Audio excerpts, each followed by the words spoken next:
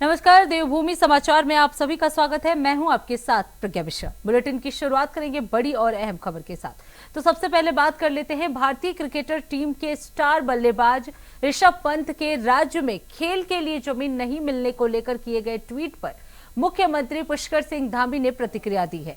मुख्यमंत्री ने ऋषभ पंत को उत्तराखंड का युवा और होनहार खिलाड़ी बताते हुए उनकी जरूरतों को पूरा करने का भरोसा दिलाया। सीएम धामी ने कहा कि ऋषभ पंत राज्य के गौरव हैं और खेल के क्षेत्र में युवाओं के लिए प्रेरणा भी है। उन्होंने कहा कि पंत को खेल से जुड़ी जो भी आवश्यकता होगी उसे पूरा करने के लिए सरकार हर संभव सहयोग करेगी।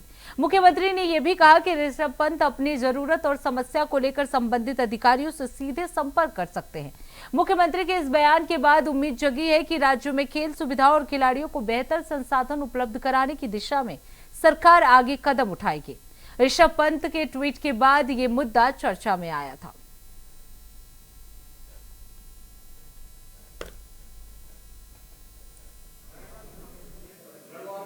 भी यहाँ पर लेना चाहता और ऋषभ पंत तो हमारे राज्य के हैं। यहाँ से उन्होंने बड़ा नाम किया है, राज्य का भी नाम किया है, देश के लिए भी खेले हैं, देश का भी नाम किया है। तो उनका स्वागत है, वो आएंगे, हमारे अधिकारी सब बात करेंगे। कहीं पर भी अगर उनको कोई चीज़ चाहिए तो निश्चित रूप से भी यहाँ पर लेना चाहता और ऋषभ पंत तो हमारे राज्य के हैं। यहाँ से उन्होंने बड़ा नाम किया है, राज्य का भी नाम किया है, देश के लिए भी खेले हैं, देश का भी नाम किया है। तो उनका स्वागत है, वो आएंगे, हमारे अधिकारी सब बात करेंगे। कहीं पर भी अगर उनको कोई चीज़ चाहिए तो। अब बात कर लेते हैं अगली खबर की। खबर देहरादून से है, जहां मुख्यमंत्री पुष्कर सिंह धामी के निर्देश पर नंद की चौकी पुल की अप्रोच रोड क्षतिग्रस्त होने के मामले में सरकार ने सख्त कार्रवाई की है। प्रेमनगर स्थित इस पुल की करीब 16 करोड़ रुपए की लागत से बनी अप्रोच रोड कुछ ही दिनों में क्षतिग्रस्त हो गई थी। मामले की जांच के बाद लापरवाही सामने आने पर लोक निर्माण विभाग के 3 इंजीनियरों को निलंबित कर दिया गया है। 3 अधिकारियों को निलंबित कर दिया गया और तीनों अधिकारी लोक निर्माण विभाग के देहरादून स्थित क्रांति खंड से जुड़े हुए थे। लोक निर्माण विभाग के सचिव पंकज कुमार पांडे ने शुक्रवार देर शाम निलंबन के आदेश जारी किए थे। सरकार की इस कार्रवाई को निर्माण कार्यों में गुणवत्ता और जिम्मेदारी को लेकर सख्त संदेश के तौर पर देखा जा रहा है। वहीं अधिकारियों की लापरवाही पाए जाने पर आगे भी कार्रवाई की चेतावनी दी गई है। देखिए, धामी जी की जब से सरकार बनी और हमारे विगत 9 साल की सरकारों में जीरो टॉलरेंस का वादा लेकर के हम चले हैं। भ्रष्टाचार को किसी कीमत पर बर्दाश्त नहीं किया जाएगा। इतना बड़ा पीडब्ल्यूडी का विषय आया और जैसी पुल का विषय आया, मुख्यमंत्री जी ने कहा कोई भी दोषी होगा उसको बख्शा नहीं जाएगा। यही धामी जी की एक सरकार ऐसी है कि जिसमें भ्रष्टाचार पे एक आईएएस हरिद्वार जैसे जिले का निलंबित हुआ। तो इसलिए यहाँ पर आप ये मान के चलिए कि भ्रष्टाचार कहीं पर होगा, किसी को बख्शा नहीं जाएगा। अब रुक कर लेते हैं अगली खबर की। उत्तराखंड में आगामी विधानसभा चुनाव को लेकर बीजेपी ने संगठनात्मक तैयारियां तेज कर दी है। राजधानी देहरादून में बीजेपी की ओर से संवाद कार्यक्रम आयोजित किया गया, जिसमें मुख्यमंत्री पुष्कर सिंह धामी, प्रदेश अध्यक्ष और राज्यसभा सांसद महेंद्र भट्ट, प्रदेश महामंत्री समेत गढ़वाल संभाग के सभी जिलाध्यक्ष और मंडल अध्यक्ष जो है वो शामिल हुए। मुख्यमंत्री पुष्कर सिंह धामी ने इस दौरान कहा कि बीजेपी एक संगठनात्मक पार्टी है और उसके लिए संगठन सर्वोपरि है। उन्होंने कहा कि चुनाव हो या कोई अन्य कार्यक्रम, संगठन पूरी ताकत और मेहनत के साथ अपनी जिम्मेदारी निभाता है। संवाद कार्यक्रम के जरिए जिले और मंडल अध्यक्षों से सीधे बातचीत कर संगठन को और मजबूत करने पर भी चर्चा की जाएगी। प्रदेश अध्यक्ष महेंद्र भट्ट ने कहा कि बीजेपी विधानसभा चुनाव के लिए पूरी तरह से तैयार है। राष्ट्रीय नेतृत्व की ओर से दिए गए संगठनात्मक कार्य समय पर पूरे किए जा रहे हैं। उन्होंने आगे ये भी कहा कि संवाद के दौरान सरकार की योजनाओं को आम जनता तक पहुंचाने और संगठन और सरकार के बीच बेहतर समन्वय को लेकर भी चर्चा की जाएगी। चूंकि ये हमारे जो मंडलों के अध्यक्ष हैं, जिलों के अध्यक्ष हैं, ये बहुत महत्वपूर्ण हमारे संगठन के कड़ी के रूप में काम करते हैं, जो सरकार की और संगठन की चीज़ों को आम जन तक ले जाने का काम करते हैं, सरकार की योजनाओं को पहुंचाते हैं, वहाँ का पूरा फीडबैक देते हैं, कहाँ पर किस प्रकार की आवश्यकता है। और बूथ और पन्ना प्रमुख तक इनके माध्यम से एक्टिवेशन होता है। तो समय समय पर इस प्रकार की हमारी बैठकें होती रहती हैं और सभी कार्यकर्ताओं ने लगातार, क्योंकि हमारे कार्यक्रम बहुत सारे कार्यक्रम होते हैं वर्ष भर, उन कार्यक्रम लगातार उनकी सजगता रहती है प्रकार बैठकर हम लोग संवाद करते हैं।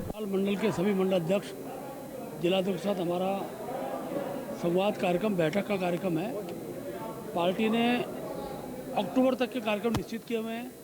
वो कार्यक्रम ठीक प्रकार से उन कार्यक्रमों का क्या स्वरूप होगा, किस प्रकार की रचना होगी, उस समय सारी चर्चा आज की बैठक में करेंगे।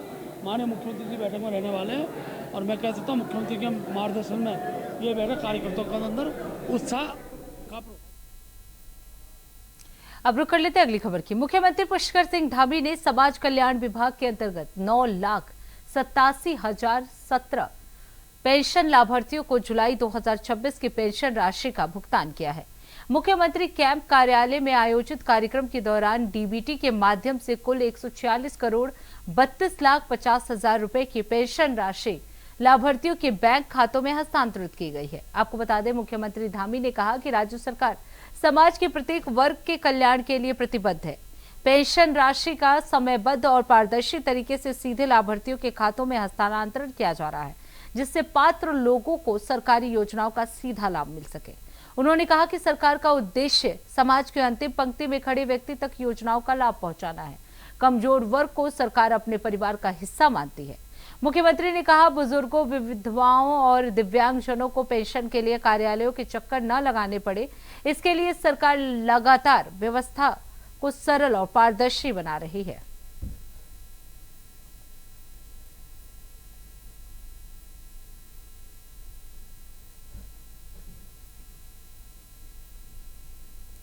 अब रुक कर लेते हैं अगली खबर की। मुख्यमंत्री पुष्कर सिंह धामी की अध्यक्षता में हुई कैबिनेट बैठक में श्रमिकों के हित में बड़ा फैसला लिया गया। सरकार ने उत्तराखंड मजदूरी संहिता नियमावली 2026 को मंजूरी दे दी है। इसके तहत महिला और पुरुष श्रमिकों को समान कार्य के लिए समान वेतन मिलेगा। सरकार के मुताबिक संगठित और असंगठित क्षेत्रों के 30 लाख से अधिक श्रमिकों को न्यूनतम वेतन का लाभ मिलेगा। वहीं आपको बता दें, ओवरटाइम करने पर 2 गुना भुगतान सुनिश्चित किया जाएगा। बीजेपी प्रवक्ता हनी पाठक ने इसे महिला सशक्तिकरण और महिला श्रमिक हित में महत्वपूर्ण कदम बताया। सरकार का कहना है कि इससे कार्यस्थल पर समानता को बढ़ावा मिलेगा।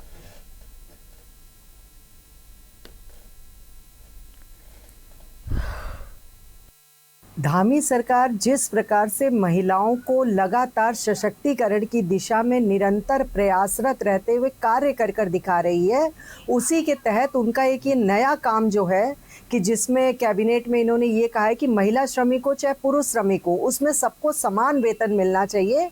एक ये काबिले तारीफ निर्णय है, क्योंकि धामी सरकार कभी भी किसी भी महिला को पुरुष से कमतर नहीं आंकती। उसका प्रत्यक्ष एग्जाम्पल ये है कि यूसीसी लागू करने वाला हमारा उत्तराखंड पहला राज्य बना है जिसमें सबके लिए एक समान अधिकार है। तो जब सबके लिए एक समान अधिकार है तो एक समान वेतन भी हर किसी के लिए होना चाहिए।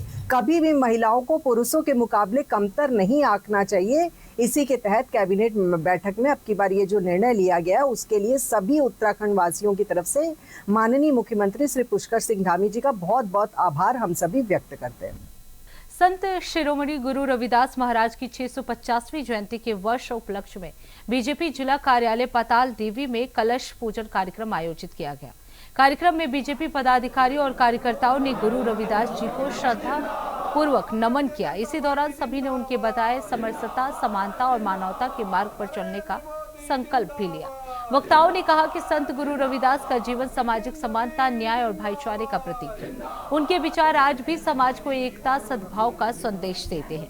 कार्यक्रम में बीजेपी नगर अध्यक्ष विनीत बिष्ट सहित पार्टी के पदाधिकारी और कार्यकर्ता बड़ी संख्या में मौजूद रहे। श्री रविदास जी महाराज जी की 650वीं जयंती के शुभ अवसर पर भारतीय जनता पार्टी द्वारा पूरे देश में यह कार्यक्रम चल रहा है। इसके तहत इनके जन्म स्थान से लेके हमारे देहरादून में कलश यात्रा आई। कलश के बाद हमें जिलों के लिए कलश दिए गए। आज कलश यात्रा हमारे वहाँ पहुँची है और हमने यहाँ इसके बाद यहीं पर जो हमारा एक आगे मंदिर है वाल्मीकि जी का, उस मंदिर तक यहाँ से कलश यात्रा निकालेंगे। और कलश यात्रा के माध्यम से जैसे रविदास जी ने एक सामाजिक समरसता और समाज में सभी वर्गों का सम्मान हो, इस भाव से उस समय 650 वर्ष पूर्व जो समाज के लिए कार्य किए थे उनके कार्यों को याद करते हुए भारतीय जनता पार्टी राष्ट्रीय स्तर पे, प्रदेश स्तर पे, आज हम जिला स्तर पे उनकी जन्म जयंती 685 वर्ष को मना रहे हैं और उनके किए गए समाज में सुधार कार्यों के लिए उनके आदर्शों के चलने का हम सभी लोग संकल्प लेते हैं। और भारतीय जनता पार्टी संत रविदास जी के 650वीं जयंती के अवसर पर जिले के साथ ही यह कार्यक्रम, यह कलश यात्रा हमारे मंडलों में भी चलेगी। मंडलों के साथ ही हमारे मंडलों में उनके द्वारा किए गए कार्यों पर गोष्ठियों के साथ ही एक कलश यात्रा भव्य रूप में आगे को निकलेगी। हल्द्वानी के रामला ग्राउंड पर और कार्यकर्ताओं में और आम जनमानस में उत्साह है। वो भी राष्ट्रीय अध्यक्ष जी को हमारे सुनना चाहते हैं और मल्लिकार्जुन खड़गे जी को वो सुनना चाहते हैं, क्योंकि अभी तक उन्होंने सदन में उनकी बहसों को सुना है, उनकी जवाबों को सुना है, उनकी तार्किक क्षमता को सुना है। तो अब लोग जो है यहाँ के आम जनमानस उनको देखना भी चाहता है और अपने सामने सुनना चाहता है और बड़ा उत्साह है, क्योंकि लोग आम जनमानस जो है कांग्रेस की तरफ बड़ी आशावादी दृष्टि से देख रहा है। और यहाँ उत्तराखंड की देवभूमि उत्तराखंड की जनता बदलाव भी चाहती है, क्योंकि इस सरकार के व्यवस्था से वो पूरी तरह खिन्न है, क्योंकि इस सरकार की व्यवस्था में समाज का हर वर्ग परेशान है, हर वर्ग शोषित है। रुक कर लेते हैं अगली खबर की। रुड़की के भगवानपुर के रुहालकी दयालपुर में वन विभाग देहरादून की टीम ने एक फैक्ट्री पर छापेमारी कर बड़ी मात्रा में तारपीन का तेल और विरोजा बरामद किया है। उप प्रभागीय वनाधिकारी उदय गौड़ के मुताबिक मौके से करीब 14,900 किलो तारपीन का तेल और 17,252 किलो विरोजा मिला है। टीम को स्टॉक और उत्पादन से जुड़े दस्तावेज उपलब्ध नहीं कराए गए थे, जिसके बाद तैयार माल को सील कर दिया गया। मौके पर मैनेजर और कंपनी स्वामी भी मौजूद नहीं थे। अब वन विभाग चीड़ की लकड़ी की सप्लाई और उत्पादन का पूरा रिकॉर्ड खंगाल रही है। अनियमितता मिलने पर कार्रवाई की जाएगी।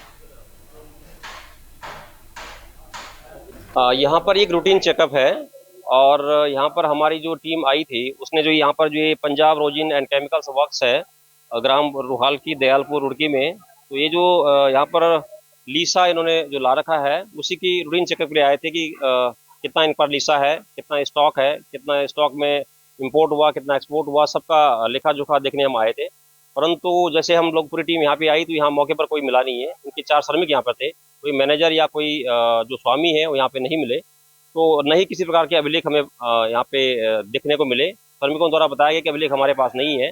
नहीं, लाइसेंस के संबंध में भी जब मालिक यहाँ पे नहीं है, स्वामी नहीं है और नहीं यहाँ पर इनके मैनेजर हैं, तो उस संबंध में भी हमें कोई कागज अभिलेख अभी प्राप्त नहीं हुए हैं।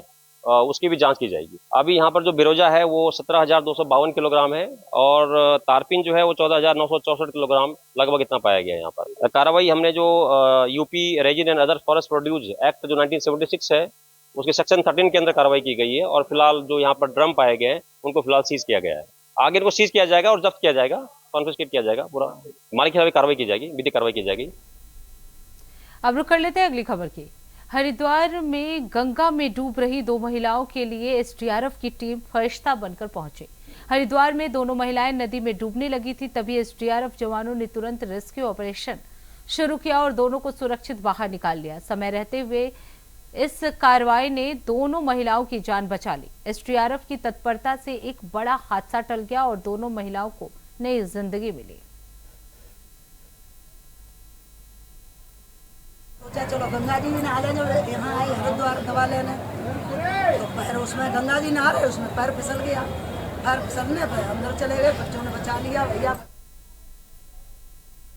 अब रुक कर लेते हैं अगली खबर की। खबर हल्द्वानी से है, जहां कम्युनिटी पुलिसिंग कार्यक्रम के दौरान आईजी कुमाऊं जोन निवेदिता कुकरेती ने आम जनता से पुलिस के साथ बेहतर सहयोग स्थापित करने की अपील की है।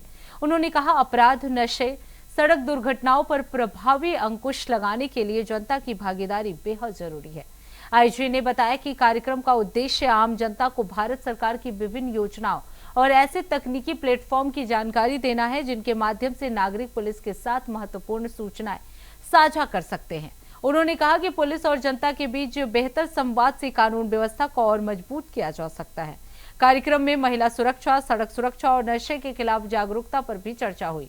आईजी ने लोगों से अपील की कि आसपास नशे का कारोबार होने पर तुरंत पुलिस को इसकी सूचना दे। इसके लिए मानस पोर्टल के जरिए गोपनीय शिकायत की जा सकती है। इसके अलावा टोल फ्री नंबर 1933 पर भी नशे से जुड़ी जानकारी दी जा सकती है। उन्होंने भरोसा दिलाया कि सूचना देने वाले की पहचान पूरी तरह गोपनीय रखी जाएगी।